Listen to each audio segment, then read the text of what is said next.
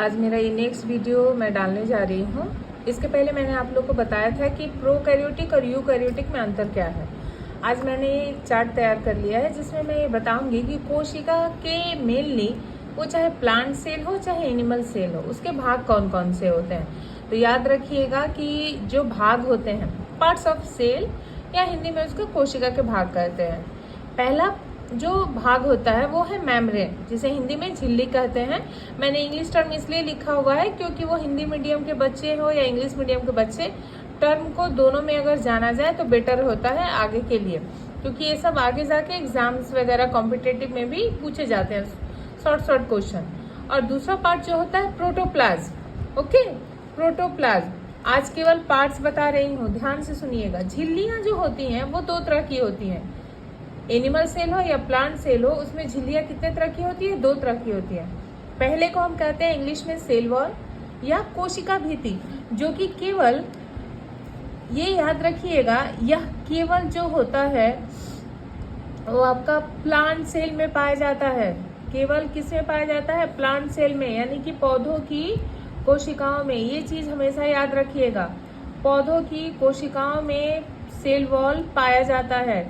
ये non living होता है। कैसा होता है? नॉन लिविंग होता है। इसका कॉम्पोजिशन क्या है, फंक्शन क्या है, मैं आपको नेक्स्ट वीडियो में बताऊंगी, मैं कंटिन्यू पढ़ाऊंगी, ठीक है। दूसरा पार्ट जो झिल्ली का होता है वो है सेल मेम्ब्रेन, जिसे हम प्लाज्मा मेम्ब्रेन के नाम से भी जानते हैं। सेल मेम्ब्रेन या प्लाज्मा मेम्ब्रेन इंग्लिश का टर्म है, हिंदी में इसे कोशिका झिल्ली कहते हैं। और यह जीवित होती है और ये प्लांट और एनिमल दोनों में पाया जाता है। प्लांट और एनिमल दोनों में पाया जाता है, यानी कि पौधों में भी और जीव जंतुओं जैसे हम लोग हुए, हम लोगों में भी ये झिल्लियां पाई जाती हैं। लेकिन कोशिका भित्ति जो होती है केवल पौधों की कोशिकाओं में पाई जाती है और ये नॉन लिविंग होती है, जीवित नहीं होती है। नेक्स्ट आ जाइए अब प्रोटोप्लाज्म। प्रोटोप्लाज्म एक्चुअली है क्या? अगर हम एक सेल का स्ट्रक्चर बनाते हैं, ज्यादातर ऐसे अंडाकार सेल एनिमल के लिए बनाते हैं, और अगर आप रेक्टेंगुलर सेल ऐसे करके बना रहे हैं, that is represent plant cell. Okay, ये प्लांट सेल को रिप्रेजेंट करता है। याद रखिएगा, देखिए यहाँ मैंने दो झिल्ली का स्ट्रक्चर किया है और ये जो साइड में निकला है यहाँ से फिर नेक्स्ट एक सेल शुरू होगा, उसके लिए ये है। ओके, ठीक है। लेकिन झिल्लियां कितनी बनाई हैं? दो, जिसमें लेकिन मैंने एनिमल में कितना बनाया है? केवल एक।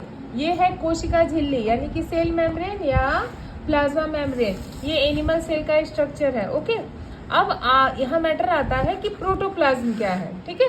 प्रोटोप्लाज्म क्या है ये मैटर आता है। तो मेम्ब्रेन के अंदर, वो चाहे प्लांट सेल का हो या एनिमल सेल का हो, मेम्ब्रेन से लेके उसमें न्यूक्लियस भी इंक्लूड होता है। ओके, न्यूक्लियस भी क्या होता है? इंक्लूड होता है। इस पूरे एरिया को कहा जाता है, मेम्ब्रेन के अंदर के पूरे एरिया को कहा जाता है प्रोटोप्लाज्म। क्या कहते हैं? प्रोटोप्लाज्म। और इसे हम कोशिका का फिजिकल बेसिस, भौतिक आधार भी कहते हैं। ये एक टर्म है जो पूछा जाता है। प्रोटोप्लाज्म को क्या कहते हैं? कोशिका का भौतिक आहार। अब चलिए कि प्रोटोप्लाज्म में फिर कितने पार्ट्स होते हैं, तो इसे फिर दो पार्ट्स में बांट दिया जाता है, जिसमें से एक आता है न्यूक्लियस यानी कि केंद्रक। क्या आता है? न्यूक्लियस यानी कि केंद्रक। और दूसरा जो होता है वो होता है साइटोप्लाज्म, और हिंदी में भी इसे साइटोप्लाज्म ही कहते हैं, ठीक है। अब याद रखिएगा कि प्रोटोप्लाज्म और साइटोप्लाज्म में जो डिफरेंस पूछा जाता है, अंतर पूछा जाता है, तो मेन अंतर यही होता है कि प्रोटोप्लाज्म में हमने क्या बताया आपको कि इसमें न्यूक्लियस इंक्लूड है। न्यूक्लियस को लेके सेल के अंदर के, मेम्ब्रेन के अंदर के पूरे एरिया को प्रोटोप्लाज्म कहा जाता है। लेकिन साइटोप्लाज्म किसे कहते हैं? न्यूक्लियर मेम्ब्रेन से लेके सेल मेम्ब्रेन तक के एरिया के कहा जाता है साइटोप्लाज्म। क्या कहते हैं? साइटोप्लाज्म। तो इसमें न्यूक्लियस क्या हो गया? बाद हो गया। याद रखिएगा, साइटोप्लाज्म में न्यूक्लियस बाद रहता है, लेकिन प्रोटोप्लाज्म में न्यूक्लियस इंक्लूड रहता है। इसीलिए जब हम यहाँ पार्ट्स करते हैं, डिवाइड करते हैं, ये याद रखने का अच्छा तरीका है। तो प्रोटोप्लाज्म को दो पार्ट में बांटा जाता है, साइटोप्लाज्म और न्यूक्लियस। ओके, अब आगे चलते हैं बच्चों। किसी भी चीज को ध्यान से रोज सुनिए तो बहुत अच्छे से याद हो जाता है। साइटोप्लाज्म में जो सेल ऑर्गेनल्स एक टर्म में यूज करती थी, जिसे मैं कहती थी कोशिका का अंग, ये सारे हैं कोशिका के अंग। आपको अभी आज मैं एक एक नाम बता दे रही हूँ और थोड़े थोड़े कुछ इंपॉर्टेंट टॉपिक, उसके बाद से एक एक पकड़ के मैं डिटेल्स में आपको इनको बताऊंगी। पहला जो आता है एंडोप्लाज्मिक रेटिकुलम, हिंदी में भी इसे एंडोप्लाज्मिक रेटिकुलम ही कहते हैं, और ये प्लांट सेल हो या एनिमल सेल हो, ये दोनों में प्रेजेंट रहता है। ओके, प्लांट और एनिमल दोनों में। अब यह भी दो टाइप का होता है, मैंने यहाँ लिखा है SER, इसका फुल टर्म अगर मैं आपको बोलूँ तो स्मूथ एंडोप्लाज्मिक रेटिकुलम, और हिंदी में बोलते हैं चिकना एंडोप्लाज्मिक रेटिकुलम, और ये है रफ एंडोप्लाज्मिक रेटिकुलम यानी कि खुरदुरा। ये होता क्या है, ये आप थोड़ा सा सुन के रखिए।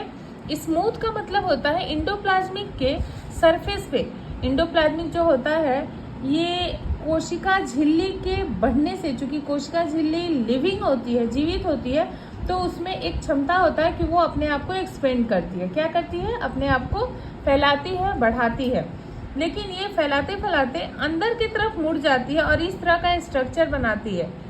याद रखिएगा, इस तरह का एक स्ट्रक्चर बनाती है जिसे हम कहते हैं एंडोप्लाज्मिक रेटिकुलम। और इसी के बाहर वाले सरफेस पे जब ऐसे छोटे छोटे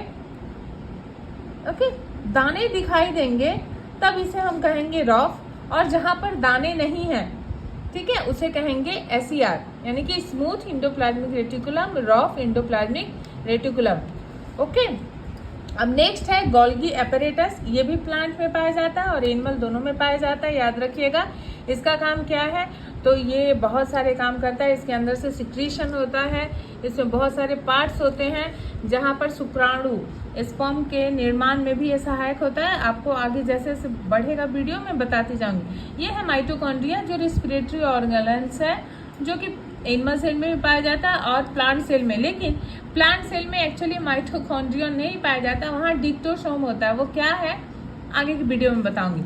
नेक्स्ट आइए लाइसोसोम। ये केवल एनिमल में पाया जाता है, याद रखिएगा। यह केवल कहाँ पाया जाता है? एनिमल में, जिसे हम कहते हैं सुसाइडल बैग, आत्मघाती थैली। लाइसोसोम को किस नाम से जानते हैं? आत्मघाती थैली। और ये केवल कहाँ प्रेजेंट रहता है? जंतु कोशिकाओं में। पौधों की कोशिकाओं में ये नहीं पाए जाते हैं, याद रखिएगा। पौधों की कोशिकाओं में लाइसोसोम नहीं पाए जाते हैं। और ये एक ऐसा चीज है जिसे हम कहते हैं आत्मघाती थैली। क्यों कहा जाता है? नेक्स्ट जैसे जैसे वीडियो फॉलो कीजिएगा, सब्सक्राइब कीजिएगा, आपको मिलता जाएगा। वैक्यूल ये दोनों में होता है, ठीक है। वैक्यूल, प्लास्टिड, अब ये आइए, ये केवल प्लांट में होता है, एनिमल में नहीं होता। और याद रखिएगा एक्सेप्शनल केस जो होते हैं वो हर जगह मौजूद है, यहाँ भी मौजूद है। मैं एग्जाम्पल्स बाद में आपको बताऊंगी। प्लास्टिड के ही कारण पौधों के देखिएगा, पौधों की पत्तियां जो होती हैं हरी होती हैं, फल जो शुरू अवस्था में बनते हैं कच्चे होते हैं, बट धीरे धीरे धीरे जब पकने लगते हैं तो उनके कलर क्या होते हैं? चेंज हो जाते हैं। वो येलो कलर के या ऑरेंज कलर के अलग अलग कलर में कन्वर्ट हो जाते हैं। लेकिन जब फ्रूट्स का बनना स्टार्ट होता है, इन दैट स्टेज वो ऑलवेज ग्रीन होते हैं। ये अलग अलग कलर होता है। प्लास्टिड भी 3 टाइप के होते हैं, मैं आगे धीरे धीरे बताऊंगी।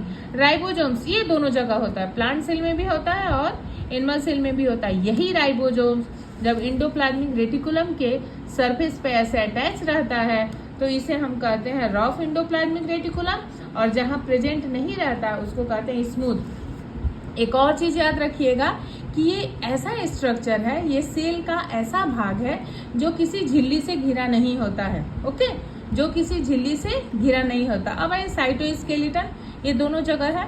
मैंने एक नाम लिखना भूल गई थी, वो है सेंट्रोसोम।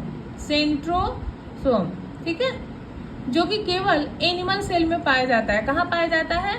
एनिमल सेल में पाया जाता है। और ये एक्चुअली रिलेटेड होता है सेल डिवीजन से। किससे रिलेट होता है? सेल डिवीजन से, सेंट्रोसोम। तब आपके मन में ये सवाल उठता होगा कि प्लांट में भी सेल डिवीजन होता है। जब ये सेल डिवीजन का काम करता है तो एनिमल में है, प्लांट में नहीं है, फिर प्लांट में कैसे होगा सेल डिवीजन? वो बाद में धीरे धीरे जब सेल डिवीजन का टॉपिक स्टार्ट करूंगी तो बताऊंगी। अब आ जाइए देखते हैं केंद्रक के बारे में। मैंने आप लोगों को इसके पहले वाले वीडियो में, जिन लोगों ने देखा होगा, वहां मैं बता चुकी थी कि केंद्रक जो होता है जिन कोशिकाओं में पाया जाता है उन्हें ट्रू कोशिका कहते हैं, जिसे यूकैरियोटिक सेल कहा जाता है। इसके कितने पार्ट्स होते हैं? 4। कितने होते हैं? 4। पहला होता है न्यूक्लियर मेम्ब्रेन यानी कि केंद्रक झिल्ली। दूसरा होता है न्यूक्लियोलस, केंद्रक का अंदर मैंने गोलाकार एक गाढ़ा स्ट्रक्चर बनाया था, और उसको ऐसे क्रोमेटिन जाल, जिसे मैंने कहा था कि धागे की जैसी रचना फैली होती है, वो है क्रोमेटिन नेटवर्क। उसके बाद से न्यूक्लियोप्लास्ट जिसमें ये चीजें प्रेजेंट रहती है, न्यूक्लियोलस और क्रोमेटिन नेटवर्क, उसे क्या कहते हैं, न्यूक्लियोप्लास्ट। जेली लाइक पदार्थ है जो पूरे केंद्रक झिल्ली के अंदर फैली रहती है, जिसमें न्यूक्लियोलस और क्रोमेटिन नेटवर्क फैला रहता है। क्रोमेटिन नेटवर्क जो होता है, जब कोशिका विभाजित होने लगती है तो ये वही स्ट्रक्चर है जो धीरे धीरे चेंज होता है, किसमें, क्रोमोजोम में। किसमें, क्रोमोजोम में। और हिंदी में इसका क्या नाम है, हिंदी में इसका नाम है गुणसूत्र। गुणसूत्र, ओके। ये चीज है, बार बार सुनिए, बार बार देखिएगा, बिना नोट्स बनाए आप लोगों को याद हो जाएगा। आज के लिए इतना ही, धन्यवाद। नेक्स्ट वीडियो जरूर फॉलो कीजिएगा और सब्सक्राइब कीजिएगा।